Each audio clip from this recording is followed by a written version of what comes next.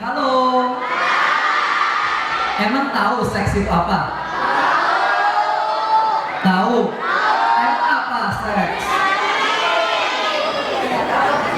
Seks apa? Sebentar sebelum kita ke pembicaraan yang benar. Bu Rati dan Pak Dokter, seks itu jenis kelamin ya? Dokternya yang jawab. Nah, coba. Jadi salah satu ciri khas orang sehat, kalau kita lihat dari sudut pandang kesehatan reproduksi adalah dia harus punya kehidupan seks yang sehat. Kehidupan seks yang sehat. Nah, kalau di remaja gimana? Sesuai dengan fase-fasenya. Kalau pada saat fase remaja, itu kita anggaplah remaja itu sebenarnya kan ada perbedaan antara remaja awal dengan remaja yang sudah lanjut ya. Tapi intinya mereka sudah mulai tertarik dengan lawan jenis, oke? Kemudian dia sudah ada hormon yang memang mempengaruhi keinginan untuk tertarik dengan lawan jenis, membina suatu hubungan dengan lawan jenis. Dan menurut saya, seperti yang tadi disampaikan oleh Mbak Rati, itu adalah sesuatu yang baik, yang alamiah, yang sehat. Kemudian pada saat dia sudah memulai suatu hubungan yang lebih serius, ya misalnya kemudian dia mulai berpacaran, hubungan-hubungan yang romantis di situ, ya, gua langsung senyum-senyum bilang romantis. Nah, yang penting adalah seringkali kehidupan seksual ini yang diajarkan adalah act-nya aja, bagaimana dia saja, tapi nggak tahu apa skillnya. Skill itu artinya kita harus punya skill, pengetahuan, keterampilan, nggak cuma pengetahuan tapi keterampilan bagaimana supaya kehidupan seks kita aman, ya, supaya misalnya pada saat berpacaran gimana caranya supaya berpacaran yang sehat, ya, gitu. Gimana?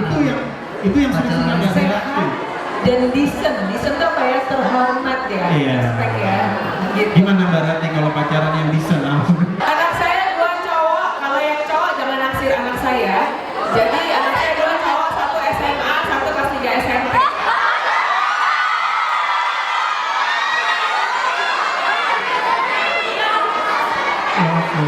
Langsung istri Jadi itu gini. kalau SMA SMP. Satu ya, yang namanya pacaran sehat, you have to choose the right person. Oke? Iya dong, yang namanya right person sama Tuhan tuh dikasih laki sama perempuan itu untuk saling melengkapi supaya nanti di umur dewasa bisa bereproduksi, betul kan? Ya. Jadi kita nggak usah ngomong dosa-dosa, yang namanya laki ya sama perempuan, perempuan sama laki, gitu ya? Jelas ya? Right person. Kalau saya bilang sama anak saya begini, naksirlah, jatuh cintalah boleh, tapi waktu dibawa pulang ke rumah dikenalin ke mama, yakin ya agamanya sama. Karena anaknya laki, yang dibawa pulang ke rumah perempuan ya, gitu ya. Terus umur, ya kamu cakep juga sih, boleh juga, kelihatannya sih pintar ya. Langsung dibacain. Nah, terus sama yang umurnya sepantar. Sepantar tuh berapa? Sama tuh sebaya dia. 3 tahun di atas, 3 tahun di bawah. Jadi jangan bawa pulang tante-tante seumuran lama. Ya, penting. Jangan kamu yang perempuan jangan bawa pulang om-om seumuran om dokter. Ini berapa yang kita ya? Kalau saya enggak ya. Enggak apa ya. Emang umur kamu berapa? Jadi mesti yang sepantar. Itu syaratnya dulu. Lalu saya bilang gini, jatuh cintalah kepada perempuan baik yang pintar. Nah, saya bilang gitu. Kenapa? Kalau nggak pintar bikin bosen. Kalau kamu nggak bosen, mama bosen. Gitu ya. Nah, cowok-cowok penting ya untuk menjadi cowok pintar. Karena cewek pintar kagak mau sama cowok-cowok EO ya. Betul ya? Hati-hati ya kalau EO. Dan mesti sama-sama. Kemudian punya good attitude, ngomong tentang manner. Tahu kenapa? Kalau kamu jadi remaja yang punya manner benar-benar, kamu itu menunjukkan bahwa kamu dari keluarga yang terhormat. Jelas ya? Bukan terhormat, wah kaya, hebat, gitu-gitu enggak, tapi terhormat. Kalau kamu, perilaku kamu tidak mannerful, tidak sopan, sebetulnya kamu menghina keluarga kamu. Jelas ya? Jadi kamu hina loh bapak ibu kamu. Oke? Iya, jadi kalau saya bilang anak nggak boleh kurang ajar sama orang tua, ya. Kalau kurang ajar sama orang tua, menghina adalah orang tuanya. Nah, udah dibawa kenalan tentu yang sopan. dan harus setara, jadi harus ada respect. Jadi ini pacaran yang sehat. Kan ada nih model pacaran baru kemarin ada yang nangis seumur Marsha. Tante, cowok saya tante sukanya bilang lo cewek jelek lo, dasar lo bego. Tantenya nggak sopan ya. Tinggal aja bukan? Putusin. Belum lagi kan gebuk-gebuk. Belum, baru aja gebuk ya. Atau cewek yang ngorotin, ceweknya galong dulu. Nah, itu nggak sehat. Jadi harus ada ikon. Terus yang namanya pegang, grepe-grepe di Ini grepe. Ya. Ini banyak nih di sini nih. Tunggu. Banyak di sana tuh tukang grepe. Grepe apanya nih Mbak? grepe. Nggak boleh. Kenapa? Tubuh berhak. Ya, itu baru grepe. Terus gimana dong, Mam, Tante? Kalau yang suka pamer-pamer alat kelamin. Kasih salam 3 jari aja. Oh, genre gitu. Salam genre. Tapi kasih salam 3 Salam jari, ingat genre. ya. Sakit, oke? Sakit ya. Oh, Pamer sini gitu ya. Nah, iya kan ada nih perempuan-perempuan yang saking kepengen eksis, dia tunjukin deh fotonya dia telanjang nggak pakai atasan, nggak pakai bawahan ke cowoknya. Tante bilangin, cowok geli tahu, ya. Udah geli biasanya sering ditunjukin, lihat nih, hancur ya, gitu. Ya, begitu pun laki-laki yang suka pamer-pamer, nanti berobat aja sama tante Ratih ya. Berarti ada gangguan. sakit ya. Jelas ya. Oke. Jadi itu pacaran yang sehat adalah kamu memilih orang yang tepat dan menempatkan yang memperlakukannya hormat baik kepada dirimu pun kepada dia. Sopan santun harus dijaga. Sopan santun. Grepe-grepe salam 3 jari ya. Jadi ingat kalau Salam misalnya genre. ada yang ngajak macam-macam apa? Salam genre. Salam genre. Sekarang saya mau ke Marsha. Nah, Marsha sebagai seorang public figure gimana sih melihat kondisi dan situasi remaja saat ini? Situasi remaja saat ini ya. Sebelumnya mau disapa dulu. Hai semuanya, halo. Masih semangat? Coba salam genre. Salam genre. Jangan lupa. Ulang lagi ya, ulang ya. Salam genre. Salam genre. Salam genre. Ya, kasih tepuk tangan ya. Gimana boleh diceritain nggak sedikit apa sih itu Rumah Cemara dan kemudian program-program apa saja yang ada di Rumah Cemara? Jadi selamat sore semuanya. Yang sudah kesemutan kakinya semoga masih punya hati nurani untuk mendengarkan saya. Jadi kalau di Rumah Cemara itu Rumah Cemara itu organisasi berbasis komunitas bagi pengguna narkoba dan orang dengan HIV/AIDS. Jadi Rumah Cemara itu sudah berdiri semenjak tahun 2003, didirikan oleh pengguna narkoba dan orang dengan HIV/AIDS untuk bagaimana mereka mampu berbagi pengalaman, kekuatan, harapan, serta informasi agar bagaimana kualitas hidup mereka meningkat baik secara fisik, psikis, sosial maupun spiritual. Jadi isinya orang-orang yang sudah terinfeksi HIV, pengguna narkoba, mahasiswa, seniman, psikolog. Jadi semua di Rumah Cemara sekarang ada tidak terbatas bagi orang dengan HIV saja. Kegiatannya pun banyak, yang salah satunya dikhususkan bagi teman-teman youth anak muda. Itu ada kegiatan olahraga melalui sepak bola dan melalui tinju. Dan selain itu juga ada art terapi. Jadi teman-teman yang tidak suka mendapatkan endorfin melalui olahraga, kenapa endorfin ya pokoknya untuk mendapatkan kasih kesenangan lisan ini. ya, kesenangan kita melalui acara-acara yang lain, melalui seni atau melakukan aktualisasi diri atau mengekspresikan melalui bentuk lain, khususnya di dalam kesenian begitu. Oh, jadi tempat kumpulnya Ya, ya. nanti kalau udah beres talk show-nya, saya setengah film pendeknya 2 menit, kalau nggak share aja lah, insya Allah di Google ada. Oke, apa itu? Di Google ada, di YouTube ya, di YouTube kalau mau follow Rumah Cemara, banyak informasi yang bisa didapat, keren-keren. Terus intinya kalau dari kami sebagai teman-teman yang banyak yang sudah banyak terinfeksi, maksudnya sudah terinfeksi HIV, terus bukan memberikan pesan ya, karena slogan aku bangga aku tahu itu belum selesai. Aku bangga, aku tahu, dan aku bijak memilih gaya hidup mana yang akan aku pilih.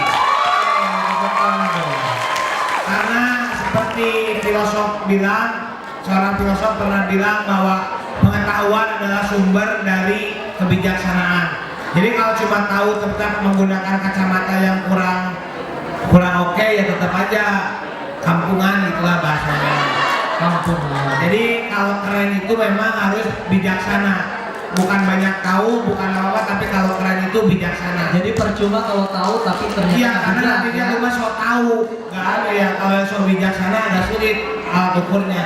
Kalau yang sok tahu kan banyak, lupa tenyom gitu, sok tahu. Makanya, Tapi kalau sok bijak jarang ya. ya sok bijak ya ada juga sih yang Ada. Oh, ada ya. kayaknya things semuanya dalam hidup bagus, ideal, ada juga. Banyak juga kan yang ya seperti motivator itu banyak. Tapi pada nyatanya hidup tidak semanis mulutnya siapa gitu. Ada yang ngomongnya kayaknya hidup manis aja, padahal di umur segini, umur saya, aduh rasa ingin tahu itu sangat tinggi ya. Ini ada lihat gini pingin tahu, ini pingin tahu. Tapi memang benar, ilmuwan pernah bilang seperti ini, dunia ini tidak butuh orang jenius. Tapi dunia ini membutuhkan orang yang passionately curious. Emang ngerti? Emang ngerti? Saya juga nggak ngerti artinya apa ya. Passionately curious itu rasa ingin tahunya tinggi. Dia mempunyai kesabaran untuk ingin tahu. Tapi ingin tahu yang seperti apa?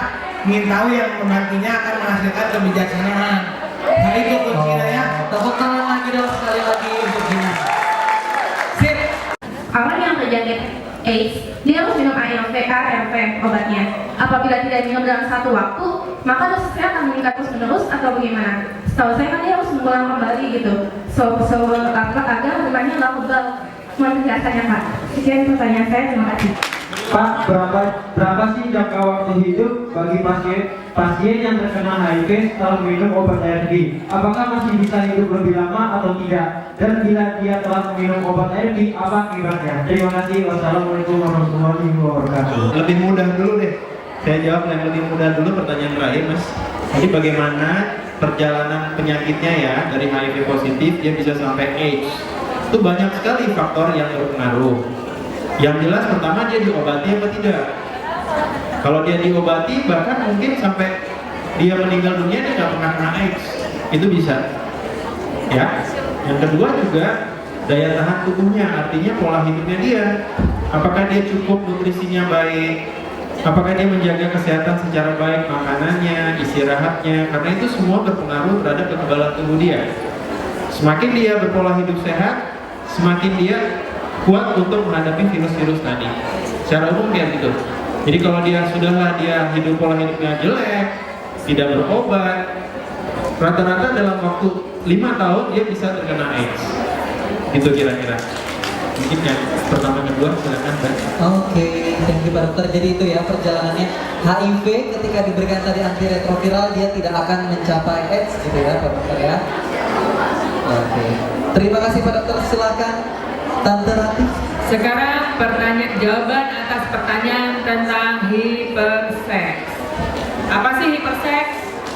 Hiperseks adalah ketika seseorang punya dorongan libido gede banget gitu ya, sampai melebihi orang-orang pada umumnya ya. Terus disebut sebagai hiperseks ketika kemudian merujuk kepada perilakunya jadi lebay. Nah, kalau saya tante, cewek nih tante punya pacar cowok hiperseks tante, terus mau diapain? Ya biarin aja dia hiperseks, karena hiperseks belum tentu nanti manifestasinya masuk ke dalam perilaku pemaksaan seks, perilaku seksual, pemerkosaan dan sebagainya. Tapi tante, dia susah banget tante, pokoknya udah grepe-grepe, nyuruh saya melakukan perilaku seksual yang masuk kategori bebas tadi. Mesti diapain tante? Kan saya nggak mau, udah saya begini-begini kagak mempan tante. Diapain? Hah? Putusin, susah amat. Ganteng tante. So what? Ganteng, tajir, six pack lagi tante gitu. Udah tenang aja, six pack kalau pola hidup nggak sehat nanti sebentar juga jadi airbag ya. Jadi gini, diapain? Putusin. Jelas? Ganteng tante, banyak cowok ganteng. Putusin, selesai. Banyak cowok ganteng lain yang lo belum ketemu. Banyak cowok ganteng lain yang lebih oke lo belum ketemu. Tapi, dia seneng, tenang om ya. Tapi gini, sambil kamu putusin sebagai pacar yang baik, sebentar lagi sebagai calon mantan pacar yang baik, kamu suruh dia berobat di RSCM ada klinik psikiatri, bukan? Ya, berobat supaya apa? Dia bisa mengendalikan dorongan libidonya yang besar secara benar. Tante, ke psikolog juga boleh, ketemu sama saya boleh ya. Sekarang ini, hiperseks itu sebetulnya kalau kita ngomongin tentang libido itu kan hadiah dari Tuhan ya. Bagus dong, manifestasi keperilakunya mesti benar. Kalau dia orientasinya cuma ke alat kelaminnya doang, itu nggak beres, otaknya ada nggak beres di sini.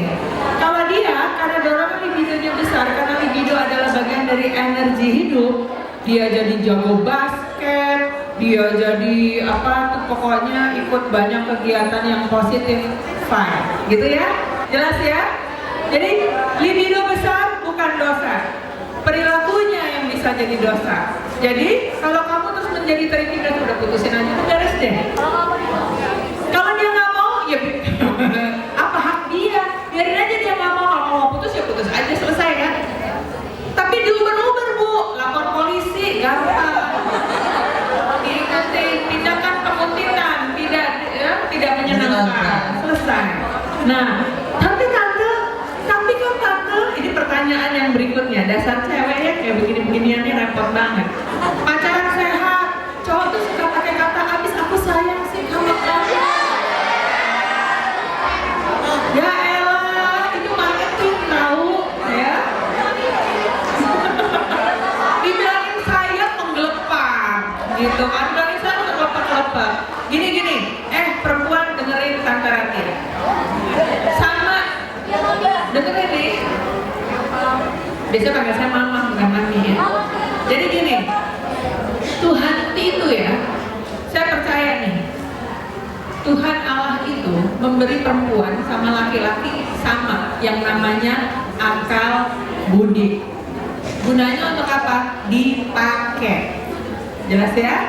Jadi, kalau dia ngomong sayang bejibun, lihat dari perilakunya. Yang tadi itu, perilakunya decent nggak? Perilakunya terhormat nggak? Perilakunya menempatkan kamu sebagai perempuan bagaimana?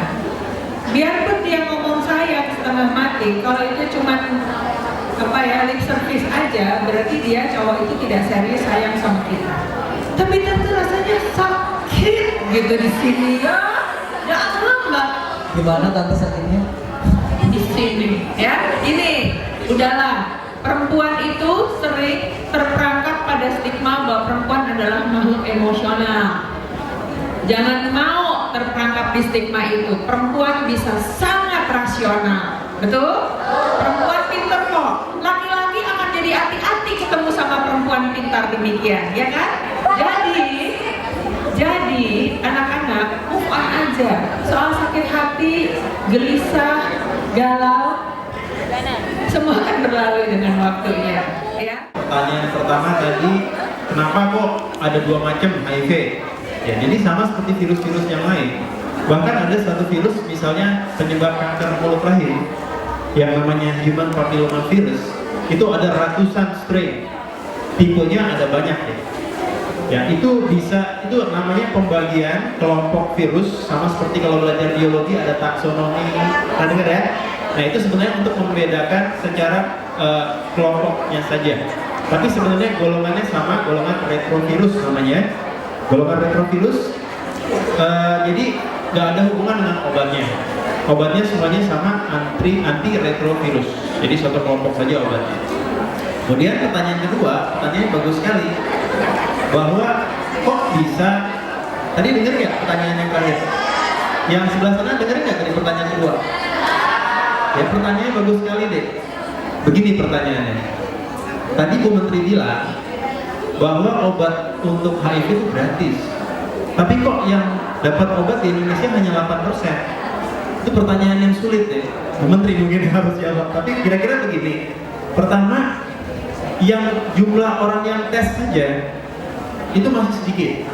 Ya, jumlah yang tes saja masih sedikit. Yang kedua, begitu dia tahu positif, ya misalnya karena dia punya fasilitas yang dekat, misalnya ada klinik yang dekat rumah dia, atau di kantor dia ada medical check up, ya tanpa sengaja kemudian dia tahu bahwa dia HIV positif. Kemudian dia juga akses terhadap tempat itu belum tentu semua orang tahu, apalagi remaja, ya kan? Misalnya nih, mudah-mudahan sih enggak ya, misalnya teman kamu deh, teman kamu ada yang HIV positif, kira-kira dia bakal kemana? Bingung kan? Bilang orang tua bingung, salah, ya kan? Ke rumah sakit, misalnya rumah sakit swasta gitu, tahu-tahu datang periksa HIV juga bingung, duitnya nggak ada, diperiksa mahal, ya kan? Ke puskesmas juga bingung mau ngaduk siapa. Jadi bisa dibayangkan, apalagi khusus untuk remaja, ini suatu keadaan yang nggak mudah. Tapi tadi saya ngobrol-ngobrol, ternyata di Kementerian Kesehatan buat adik-adik remaja yang ingin tahu, misalnya temennya punya masalah seperti itu, dia HIV positif, ingin pergi kemana, itu ada websitenya. Coba kamu catat, namanya tadi AIDS Digital, digabung semua ya, AIDS digital.net ya, AIDS Digital ya, AIDS digital bahasa Inggrisnya, AIDS Digital digabung semua .net. Nah, di situ nanti ada tempat-tempat klinik-klinik yang kalian bisa datangi. Yang kalian bisa datangi bisa untuk tes, bisa untuk mendapatkan obat-obat ARV. Kalau salah boleh dikoreksi, Bu. Benar ya? Bisa ya? Jadi buat tes bisa, buat mendapatkan obat-obat bisa. Karena ini adalah klinik yang khusus. Jadi kalau kita ke rumah sakit besar, misalnya saya kerja di Cipto ya, terus ada yang datang ke Cipto, wah ini saya harus kemana, bingung kan? Kalau itu, begitu udah nyampe sana, kalian sudah bisa diterima dengan baik ya. Kemudian pertanyaan yang dua lagi, pertama tentang obat-obat antiretrovirus, bagaimana caranya dia melawan penyakit virusnya, apakah nanti jumlahnya bisa turun, bisa rendah. Tadi Mbak Yul ya, Mbak Yul mana ini Mbak Yul? Mbak Yul ya tadi nanya di belakang. Oh Maya, sorry Mbak Maya. Jadi benar sekali, semakin cepat obat itu diberikan pada pasien yang sudah terkena virus HIV ini, maka dampaknya akan lebih bagus. Virusnya belum banyak jumlahnya. Kalau virusnya hanya sedikit jumlahnya, apalagi kalau ditekan sampai 0 di dalam darah, dia nggak ngefek apa-apa. Ya, kalau jumlahnya banyak, itu bahasa kedokterannya disebut viral load. Jumlah load ya. Jumlah virusnya seberapa banyak sih? Kalau semakin banyak jumlah virus yang ada di dalam tubuh, maka dampak ke tubuh pasien atau tubuh manusia itu akan semakin hebat, sampai akhirnya dia terkena AIDS tadi. Ya, kalau lupa gimana dong? Ya itu memang ada risiko-risiko. Kalau dia lupa lama ya tumbuh lagi virusnya. Itu sebabnya kita punya pengawasan untuk pengobatan ARV ini. Pasien ini dia harus kontrol, setelah minum obat sekian lama dia cek berapa jumlah virusnya, berapa antibodi dia terhadap virus itu, apakah cukup baik. Nah itu harusnya memang diikuti. Dan ini menyambung pertanyaan tadi adik sebelah sini tadi, Mas siapa namanya? Saud Agung. Ya berapa lama seseorang bisa hidup? Berapa lama orang bisa hidup kalau udah kena HIV? Ya selama virus di dalam tubuhnya bisa dikendalikan, artinya jumlahnya hampir tidak ada, zero, itu dia bisa hidup seperti orang biasa. Itu dia berita bagusnya. Sekarang kita sudah punya obat-obat yang bisa mengkontrol jumlah virusnya. Jadi banyak sekali orang dengan HIV positif yang hidup biasa-biasa saja. Tapi memang dia harus secara rutin memeriksakan jumlah virus dan jumlah antibodi dia terhadap virus itu. Gitu ya deh ya, kira-kira ya. Jadi kalau punya teman yang HIV positif, jangan langsung ragu-ragu waktu dia dicek, wah lo udah mau mati lo. Jangan gitu ya. Justru dia kita bantu untuk bisa mendapatkan pengobatan yang baik. Tunjukin aja, kamu remaja asik, kamu remaja keren, kamu remaja hebat. Orang bisa punya stigma apapun juga, bangsa ini nih maju karena remajanya yang maju. Remajanya yang membuat perubahan. Remaja ini dulu membawa bangsa Indonesia kepada kemerdekaan. Sekarang kita udah merdeka, tunjukin loh sebagai remaja kamu berdaya. Buat Indonesia, you are the future leader of Indonesia kok. 20 tahun lagi yang duduk di sini bukan Dati Ibrahim ya, Bu. Mungkin kamu, mungkin menterinya adalah kamu. Keluar. Jadi bagaimana kita memberikan informasi tentang HIV/AIDS tapi melalui sepak bola. Jadi kita melalui coaching sepak bola bisa memberikan bagaimana cara HIV memberikan informasi, tapi tidak melalui ruangan yang seperti ini, maksudnya langsung memberikan informasi Langsung ke langsung sasaran. sampai latihan bola, tapi memberikan informasi tentang HIV/AIDS. Begitu juga melalui tinju dan juga hal-hal yang lain seperti berkesenian dan ya khususnya kesenian dan olahraga. Ya itu saja, karena saya lihat remaja ini susah diatur. Saya juga kalau ada ya kalau saya yakin survei di sini keluar yang disurvei remaja yang mendengarkan lah berapa persen gitu. Jadi saya rasa meskipun kita sebagai orang dewasa udah ngomong ngeblam-blam ibaratnya nggak ngomong panjang lebar, saya yakin yang menyerap ya berapa lah. Apalagi orang-orang yang beresiko tinggi yang mungkin tidak akan mendengar karena dia lagi di luar lagi nungguin narkoba itu lah bahasa. Buat teman-teman di sini kalau ya melihatnya temannya yang HIV positif atau melihat ada remaja yang HIV positif, ya tentunya jangan dijauhi lah. Tapi bukan hanya sebagai ngomong doang atau retorika saja. Dilakukan, cintai, sayangi sesuai dengan porsinya. Karena cinta kasih itu tidak menimbulkan derita, pasti menimbulkan kebahagiaan ya. Kalau sayang bikin sakit orang, sayang pukul-pukul, itu mah bukan sayang. Itu mah harus ditanya yang lain, itu mah bukan sayang. Jadi bagi adik-adik di sini, kalau mau tahu lagi tentang Rumah Cemara, silakan berkomunikasi di media sosial. Sekarang ini mungkin peran public figure mulai banyak yang mengisi untuk menjadi volunteer tentunya di organisasi-organisasi masyarakat gitu ya. Nah ini juga ingin mengajak semuanya, nggak hanya selebritis, nggak hanya mungkin kita yang udah gede-gede aja, tapi juga adik-adik semua di sini yang ingin banget ikutan menjadi volunteer sukarelawan. Itu benar-benar menjadi satu kebanggaan juga sih buat kita, karena ini adalah momen kamu ingin mencoba membantu teman-teman yang lainnya. Itu jadilah agent of change. Nah dari agent of change itu bukan hanya satu ke satu orang, tapi satu jadi viral, jadi satu nambah lagi, bisa jadi dua, bisa jadi tiga, bisa jadi lebih banyak lagi. Nah mungkin kalau misalkan public figure-nya sendiri masih sedikit, cuman Marsha secara pribadi juga mengajak teman-teman dari Marsha sendiri juga ikut. Ayo kalau misalkan ada event-event yang seputar tentang AIDS, seputar narkoba, ayo kita ikut, nggak ada salahnya acara-acara seperti ini. Karena kenapa kita nggak hanya mikir materi aja, tapi kita juga memikirkan pengetahuan yang jauh lebih banyak mengenai HIV dan AIDS. Thank you Marsha. Tepuk tangan setengah menit aja, closing statement pesan untuk remaja.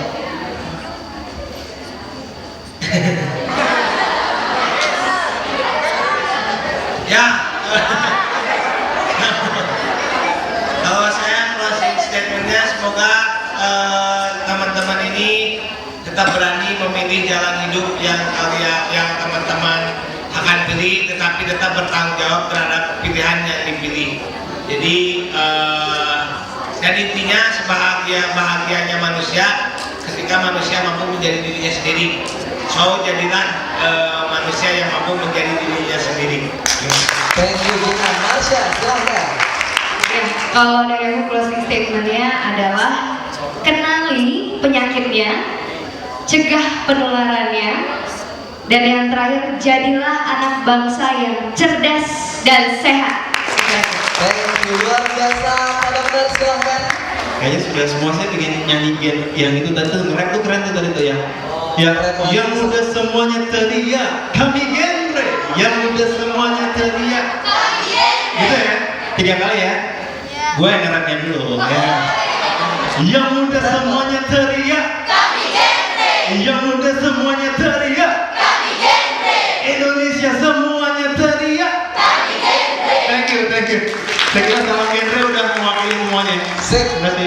Thank you Pak Dokter, silakan Bu Rati. Mestinya nih dokternya yang terakhir nih, gua dulu.